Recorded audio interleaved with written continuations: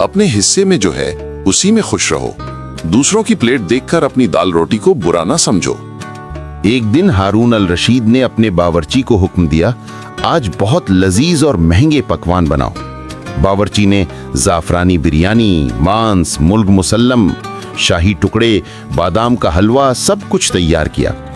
बादशाह ने सोचा, इतना शानदार खाना अकेले क्यों खाया जाए, किसी गरीब को भी स्वाद चखाना चाहिए। उसने अपने एक सिपाही को आदेश दिया कि सड़क पर जो पहला गरीब मिले उसे दरबार में ले आओ। सिपाही एक फटे कपड़ों वाला गरीब लाया। बादशाह ने उसे अपने बराबर बिठाया और खुद हाथ से शाही पकवान परोसे। गरीब ने झोली खोली, एक सूखी रोटी और एक प्याज निकाला, चबा चबा कर खाने लगा और बोला, ए अल्लाह, तेरी शुक्र है कि आज फिर वही पुराना स्वाद मिला। ये सारा चमक दमक तो दिखावा है, असली मजा मेरी रोटी प्याज में है। बादशाह हंस पड़े और बोले, बाबा, ये शाही खाना छोड़कर सूखी रोटी?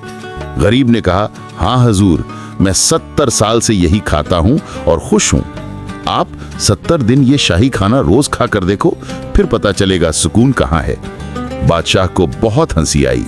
उन्होंने उस गरीब को इनाम दिया, लेकिन उसने कहा, बस एक दुआ दीजिए कि हम सब अपनी रोटी में ही सुकून ढूंढें, दूसरों की प्लेट देखकर परेशान न हों।